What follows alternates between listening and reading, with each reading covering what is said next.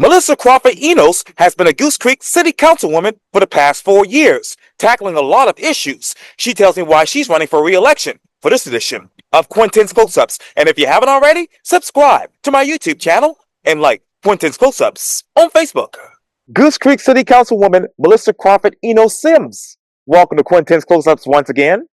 Thank you so much. Thank you for reaching out to me and having me back on your show. Oh, I appreciate it greatly. Needless to say, the last time I spoke with you was when you were elected during the pandemic. Now you're up for re-election after 4 years. So why re-election? Why now?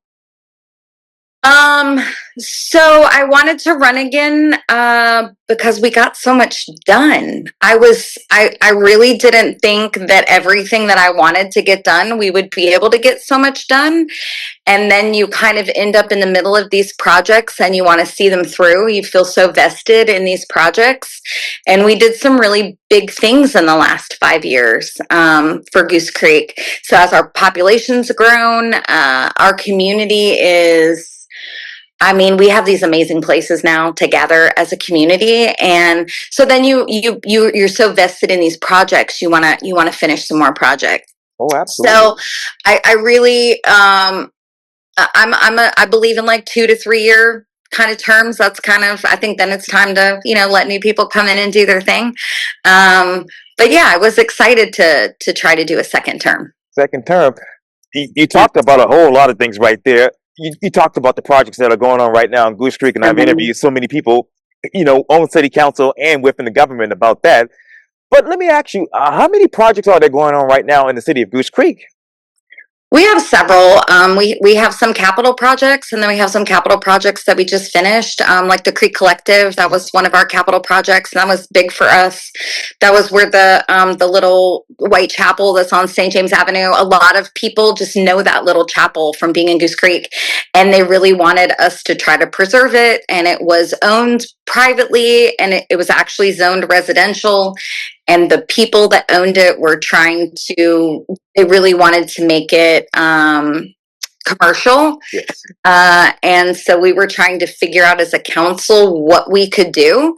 And ultimately, we decided that we should be able to purchase it at a reasonable price, put a small amount of money into it, and then try to keep it. We tried to keep it still looking like the church that it was. We tried to still keep like the steeple on top of it. Yeah. And ultimately, we turned it into a gathering place for art and for us to. We do lots of different classes and like art and recreation type classes in there. Yeah. It's a small space, but it has a bathroom and a kitchen, and we have local artists put their art in there, and you can rent it and have like baby showers and bridal showers. Oh. And it's been a transformational space and project for the city. And then we also had Central Creek Park this last 5 years. We had the Joe Daning Amphitheater, which was huge. That was huge for us. We did John McCann's Park the last 5 years. We also have worked on lots of other parks also. We did a big project to fix the flooding issue over off Foster Creek in those recreational fields. We took 2 years to rewrite our coding and zoning. Right. So that was huge. Our coding and zoning hadn't been updated since 1985.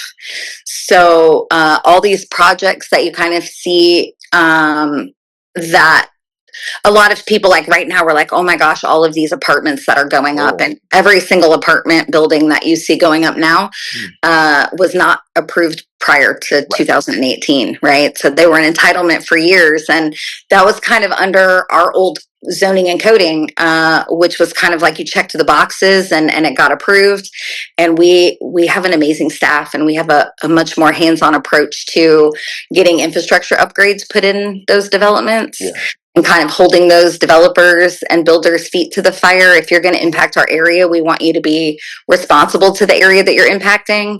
So that took 2 years to work on with our staff. And that was a lot of making sure we have sidewalks on both sides of the street, making sure we have enlarged ingresses and egresses and signal light updates and impact fees being assigned to road improvements and sort of all those sort of things that in the past, it's just kind of been like check the boxes. because property rights, and we still check the boxes because of property rights. Right. But if we can have developers and builders responsible for the area that they're impacting, that's been a big a goal of ours as a council. Let me ask you this: when it comes to those apartments, how many apartments are going up right now in the city of Goose Creek? A few of them have been completed. So actually going up, they're in different processes. There's some that are in permitting process. Cool. And I'm sure, as you know, we're like the first step in like several. Yes. So a project can be entitlement for 15, 20, 25, 30 years. So actively going up, I would say about a handful. In the permitting process, from like permitting to going up, there's still a few. And I know of at least 3 that haven't been built at all and may never be built. Wow. Sometimes they run into problems. They start out as what they're going to be, and then they run into permitting issues through the county and the state, and then ultimately sometimes that builder developer ends up selling it, and then it ends up being something else. So has that been the case recently, where the developer just sell it to somebody else because they couldn't get the right permitting? Yeah. Wow. Yeah. Sometimes too, we'll have a developer come and work with us, and then that developer comes back and works with us for like 2 years, and then we finally get where we all agree, and then they run into other issues after they leave us. And whether it's a financial issue or permitting issue through the county or the state, it becomes an issue, and then ultimately they're sitting on property. And since 2020, it's been seller's market. So if people can sell their land, they do. So sometimes, yes, stuff does come through. It does get approved. It doesn't actually get built, and then it turns around and gets sold. That's correct. Well, let me ask you this. I know that Goose Creek is growing a whole lot, just like all these surrounding areas, North Charleston, Hanahan, etc. So how much more land do you all have left in Goose Creek for apartments and other businesses? So it's not so much the land that's in the city as it is the land that surrounds us that could be annexed into the city, right? So there's still a lot of, we touch Hanahan, we touch North Charleston, we touch a part of Somerville, but there's still a great deal of land between like us and Monk's Corner. So it's sort of, they can build in the county. They can annex to Monk's Corner. They could annex into Somerville. They could annex into Goose Creek. So we do have like the 3rd lowest millage in the county. So people do obviously like to come into the city because we've been able to keep our taxes pretty low. But we also have to turn down annexations and developments a lot. Which I think is a popular misconception. I think people think that we approve every single thing that comes to our table, and we don't. If you don't meet our requirements, you don't meet our standards, we have to turn you away and ask you to go back to the drawing table. So yeah, I understand that. How many people and how many businesses are trying to annex in the city of Goose Creek right now? We always have some. Because again, you have about the city. We're right about 50,000 right now, like in the city limits. But you already have like 30,000 homes in entitlement north of us. Wow! So if you look at Berkeley County as a whole, Goose Creek almost sits in the middle of that. And if you're north of us and you want to get on the interstate, you have to go up to 194 to Jedburgh. You have to go through Somerville, or you have to come through Goose Creek. So then it comes down to like utilities, like where can they get water? Where can they get sewer? And not every municipality, as you know, has their own utilities, but we do have access to water. We do have our own water. So if it kind of comes down to utilities and permitting, that sometimes will get people, and sanitation, our sanitation is amazing. I'm a little bit biased, but it is amazing. So it comes down to services, right? It comes down to services, millage, where people fit the best. But we always have people, we focus on, this council focuses on infill projects.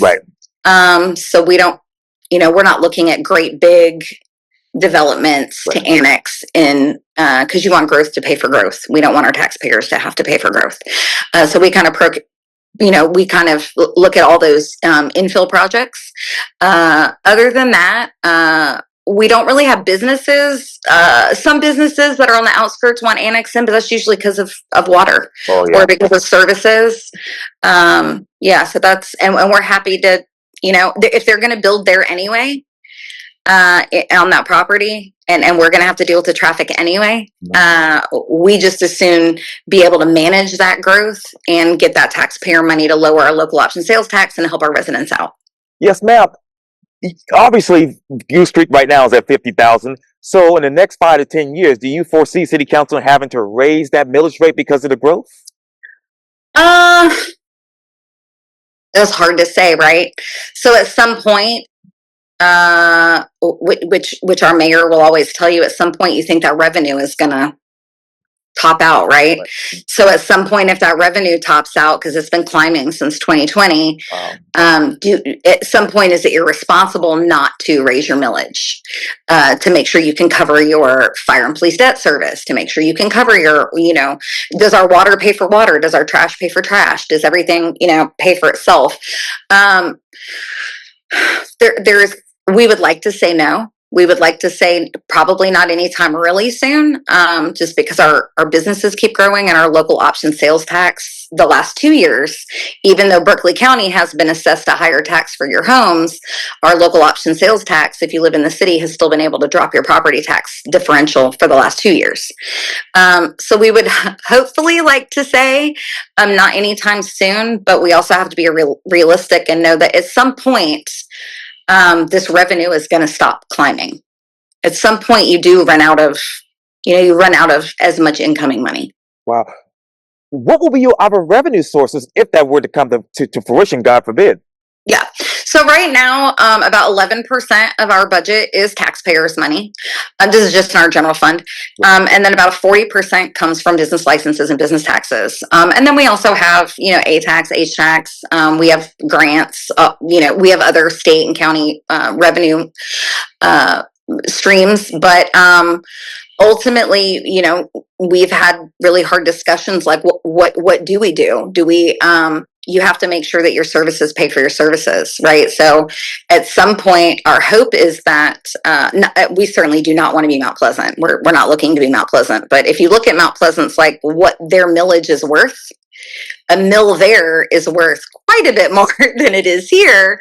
Then your, 1 mill is paying, you're at like 147% fire and tax debt. You're paying your fire and tax debt service. We're between 24 and 26%. So ultimately, you wonder if you have to make hard decisions. And we do not want to lose firemen. We do not want to lose policemen. We do not want to lose fire stations or police stations. So ultimately, you want your businesses to be able to take that burden off your taxpayers. So that is our focus. Our focus is on responsible economic development for commercial to get businesses. We want small business. We want second generation business. We want businesses to take that burden off of our taxpayers. That's kind of what we lean into. So right now in Goose Creek, I mean, there's so many businesses opening up there by the day. You got Chipotle, all these other places, and local businesses that you just mentioned. We do. Where's that corridor for businesses, and where else can you have these businesses to bring in that money for more development? Yeah, so redevelopment, yes, really. So Goose Creek is unique. We're unique in that we do not have a general natural downtown, right? So you have 271 municipalities in the state, and most of them have a downtown. We do not. We were housing that was built off of the weapons station to house the military and people of that word bedroom community. But in 1961, they decided to turn themselves into a city, and when that happened, you have to have fire and police, and you have to pay for your residents. So at that point, I think the whole small town feel, that ship left the pier. And at this point, we're the 8th largest city in the state. We're well on our way in the next few years to be the 7th largest city in the state. We're behind Somerville. And at this point, you have the things that you want to have in your city, you want to shape it. So we do focus on, we have grants for small business. We want minority business owners. We want small businesses. We want the people that live here to open their businesses here. We have incentive zones and super incentive zones, which is like our Red Bank area. So what will be unique to us, hopefully in the next 15 to 20 years, is that we'll have 4 downtowns. They'll just be smaller downtowns. Like the Red Bank district will be redeveloped. It'll be our very colorful cultural downtown, vibrant and full of art and culture. We'll have a sort of triangle downtown, which is what would be the natural downtown in Goose Creek, which will be very like shop-oriented, residential mixed use, very walkable. Then you'll have your Central Creek downtown, which is like where our new park is. We're working on sidewalks connecting it right now we just did a partnership with Mungo Homes in the county to get sidewalks connected to the back of where the amphitheater is and City Hall. Right. And so that will kind of be Central Creek, which will be your very like family oriented park, walkable downtown. And then we'll have Uptown Carnes, which will be more of the north end of the city into Somerville. Huh. So hopefully that is like the vision. It's sort of that village nodal building that will make us unique. It will keep our burden off of our taxpayers. It is a way to like manage growth while still letting people have their property rights and still protecting your taxpayers from overpaying taxes. So, with all of these new downtowns coming, what will be the ideal stormwater mitigation plan for that? So now the county has gone away from, stormwater drains into stormwater ponds, and our developments actually that are coming in are really redevelopment is what is dealing with those issues. So I can give you an example. Like on Red Bank Road, we have a development coming in called Avalon Point, and it is townhomes and small like garden homes. It's about 142, and when they went in there, they came in for a while and tried to get approval, and we have a drainage issue over there. And so you start working with the county and realizing that that problem isn't getting fixed. So the developer, that's an incentive zone, that's an incentive area. So we're able to match up to a dollar amount to that developer so that developer can come in and instead of adding to that drainage issue, fix the drainage issue to the neighborhood behind it. So the neighborhood behind it is Greenview Acres, and they've never really been able to have their drainage issue fixed. And this developer was able to go in, look at their culverts, look at the large pond that's in the neighborhood behind it, tie into it, clean it, fix it, and fix their drainage issue. So sometimes new development and us asking for those improvements is how we fix existing problems, where we don't have to wait, through the county and the state for those problems to be fixed. Now, okay, where else are there some drainage problems that can be fixed right now if a developer were to come in and fix it with their money?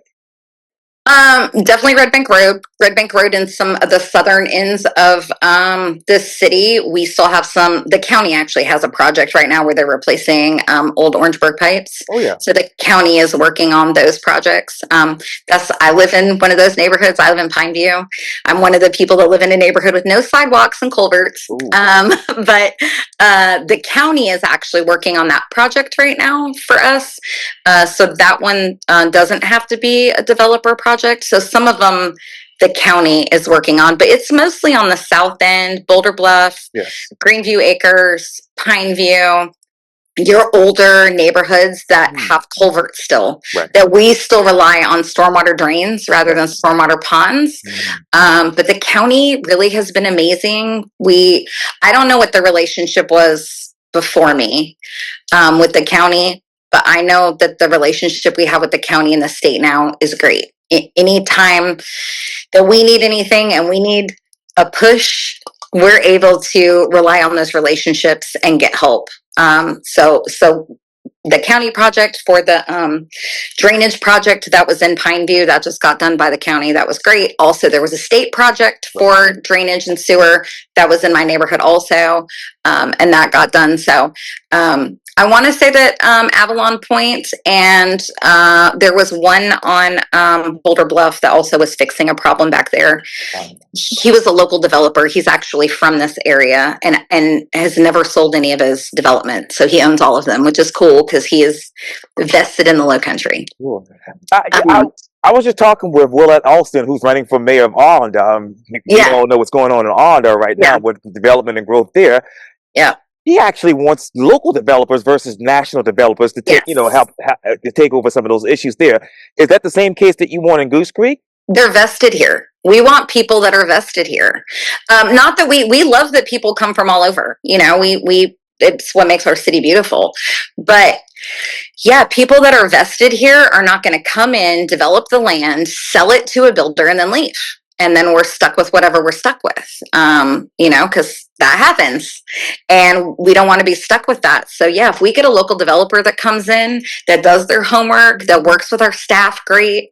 And we do have some developers that work great with our staff. And then we have some developers that don't work as great with our staff. They push back a lot. And at the end of the day, our staff is amazing. We have an amazing administrative side. We work with them, and we all want the same thing, which is because we live here, right? We live here. We want what's best for the residents of Goose Creek. We all feel the same things all the time. We all feel the same traffic. We feel the same infrastructure issues. I live in a neighborhood that my neighborhood during the 1,000-year flooded and backed up sewage into people's homes. That's the neighborhood I live in. So I feel it. We feel it here. So that's what we work on. Wow, and 2015 seems like just yesterday. I know. Yeah. You blink and it's like, where did 10 years go? I know, it's wild. Wow. And you obviously, Ms. Councilwoman, talked about those four or five areas that will be turned into little downtowns of Goose Creek soon. Yeah. Yeah. What other buildings or how many buildings in those areas can actually be redeveloped right now? Some of them, again, a lot of what we do is, they come in and they purchase the property and they either want annex in or fit in our zoning. And then you have to look at how long, especially like planned developments, right? So straight zoning is different because if they come in with straight zoning, as our straight zoning is being updated, it's going to be updated. But if you come in with a PD that has a 20, 30-year time limit on it, we have some neighboring cities that deal with that, and we did too. That PD doesn't have to be updated. That has so if it doesn't get built if it's a 30-year PD, it doesn't get built for 29 years, and now it comes in, it's already behind. Wow. Right? So it's already behind. So this council and this administration is very diligent about making sure that we stick to our strategic plan. We built our strategic plan with our residents, and that is how we develop, is along the lines of our strategic plan. We want connectivity. We want hiker biker trails. We want walking trails. We want our city to be safe. We want our city to be strong. We want our city not to flood. Right. So those are the things that we work on. So if your development doesn't fit in those things and in our strategic plan, and then unfortunately we have to say no. Now, how long will it be before the zoning's actually fixed in Goose Creek? So we approved our zoning and coding. It took us 2 years to get it. We approved it last year. Okay. We still are tweaking it. Like some stuff comes in and we look at it and we're like, oh, we thought that was going to work great. And if a development comes in and that property is zoned general commercial, and now we're going to do residential mixed use, and it has a standard, and then maybe that was going to be a coffee shop, and then maybe that coffee shop doesn't open. Now it can be anything that falls underneath that table. So what is different, and this is not just to us, this is the Low Country. And I do like to explain to people that if you look at our state as a whole, we have 4 major watersheds, and you have Greenville up there in its own watershed. You have Columbia in its own watershed, Horry, Georgetown, and Myrtle Beach up there in its own watershed. And then the next 5 big cities, we share a watershed. We share the Edisto, and we all touch. So that's Charleston, Mount Pleasant, North Charleston, Goose Creek, and Somerville, and we touch, right? So if we do not kind of legislate as a region, and we just kind of legislate in our little bubble, and we treat things like mine and yours, then we just kick problems up and downstream. Right? So maybe we fix this intersection and we just kick it to the next intersection. So a big part of what we're trying to do is look at our strategic plan, our neighbor's strategic plan, all work together and make sure that we keep this region healthy and beautiful and still look like the Low Country. But the amount of people moving here, you look at the Low Country, and we're like 40 people a day, or that's the whole Low Country. That's not just Goose Creek, but that's like 40 people a day moving here, and then you have to figure out why they're moving here. How do you mitigate that growth? What do you do? And the natives feel it the most. The people that live here, like me, that have been here, 45 years, we feel it the most because we knew what we were paying and what we are paying now. Like me, myself, I could not buy my house again right now. If I had to purchase my house today, I could not. So that's a real struggle. So then you're like, do we have to really look at having, do we work on different types of housing? Do we make sure that we have a missing middle? Do we make sure that we have housing for everybody? Because we have cashiers and teachers and policemen and firemen that they can't live in the city. There's nowhere for them to live. So then you're like, okay, well, how far out are they going to go? And that is part of Goose Creek's problem, right? Is that Goose Creek is about as far out of the Charleston metro area as people are willing to go out. So the people that are working in Kiowa and Mount Pleasant and Daniel Island and Charleston, and this is about as far out as they're willing to travel, and it's much cheaper here than it is there. Right. So that's part of our problem. So then you look at the big issue and you're like, okay, well, I also sit on ULI, the Urban Land Institute. Right. So if you're like, okay, well, in the next 20 years, you have 51% of the commercial growth in Charleston County, but 72% of the residential growth in Berkeley County. That's 270,000 more cars on the road driving from Berkeley County to Charleston County. And we don't have enough roads now. So, and we can't put a wall up and say, you guys can't move here, right? We can't do that. We can't tell people they can't build on their property. So there's a lot of stuff we can't do. So then you try to figure out what you can do. And a lot of what that is putting density where density makes sense, putting the jobs where the people are. That way people have these like kind of little 15-minute, I think people call them like 15-minute cities, or we call them village nodes, where that's where your doctor is and where you can shop and where you can eat and where you live. And so you don't have to get in your car and drive an hour and 15 minutes, which used to be to Columbia, but now it's like just to Mount Pleasant, to get to work. So, part of it's a multifaceted issue. And another part of why you see a ton of building also is almost everybody around us got ARPA money, got American Relief Fund money, and it has a time limit on it. It expires next year, and you have to have it in general contract, right? So all these people are running out really quickly and starting their projects. So that's another reason why you see building everywhere. It's everywhere you go. Oh my. Okay, you talk about that growth that's coming. I know that was a lot of information. Oh, that's really, really good information, actually. Okay, well, how many apartments, condos, single-family houses do you need right now to catch up with that growth in the next 5 years? So as a region, right, as a Low Country, we're about 40,000 units behind. So for Goose Creek, we focus on the missing middle, which is small garden homes, townhomes, and small affordable housing. So like I said, like since 2018, we have only approved 3 apartments buildings. None of those have been built yet. But we have approved small, like Mungo homes behind City Hall. Those are small, like garden homes. They have a shared green space. We also have focused a lot on townhomes. We would do 4plexes, 8plexes. They're designed to look like, single entry. Right. But that's what we need. We need the missing middle. So that is what we just got our first Habitat for Humanity project in Goose Creek, which is wild because their headquarters are in Goose Creek. Their building is in Goose Creek. They've never had a project in Goose Creek. So we donated some land in Greenview Acres to them, and they're working on a road with Berkeley County to put a road and access in there, to get some housing in there. And it's more than one house. It's a row of houses. So that'll be super exciting for us. So we work on, infill projects to get this missing middle. Because we do have, we have apartments. We have a lot of apartments. And we have a lot of higher end homes. We need that middle.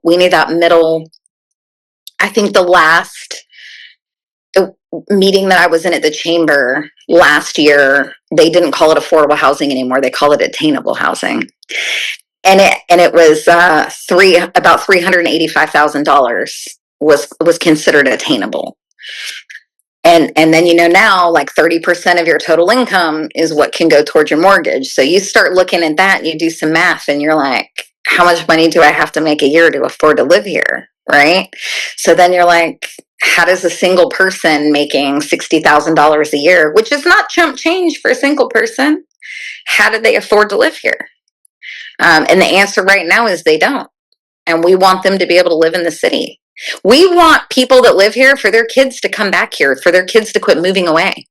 We want their kids. I want my children. I have a 26 and a 22-year-old and a 12-year-old. I would like my 26-year-old to move back here. And to give me grandbabies, to have my grandbabies here. So that means that we have to find places for them to live. I will say we have amazing partnerships, like working with the Charleston Chamber, working with the COG, working with all these. Right. These are smart people. We have smart people that live here, really, really smart people that are smart in their areas. And you put them all together in a room, and then you have some people with some serious accountability. We can solve some problems. There was just a program. I'm going to forget Josh's last name, and then Josh no. He is. He just went to Nashville with us, and they just approved the workforce project where they set aside a certain amount of housing in Charleston County. Berkeley County is looking at it right now, and those can only be for workforce affordability. So you make a certain amount of money, and those apartments, townhomes, small homes are set aside just for those workforce people. So that was a way to like combat some workforce. And that was a great program. I mean, this is smart people working on stuff like that. And you're like, oh, that's amazing. It's a great answer for that problem, which I know Berkeley County is working on it right now also. And I think I just recently got an email about Berkeley County. Also, they're going to set aside a certain amount of housing for workforce. What got many of these leaders from saying affordable housing to now attainable housing?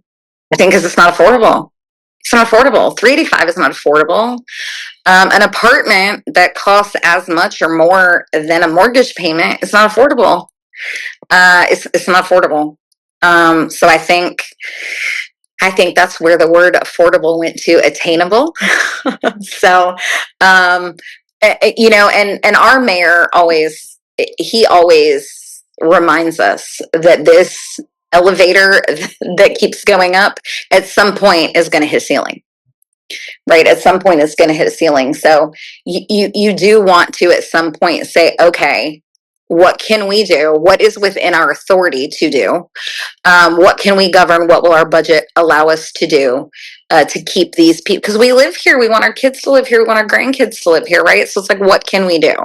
And we fixing our coding and zoning, updating it, making it relevant, making developers want to come here and put in the missing middle.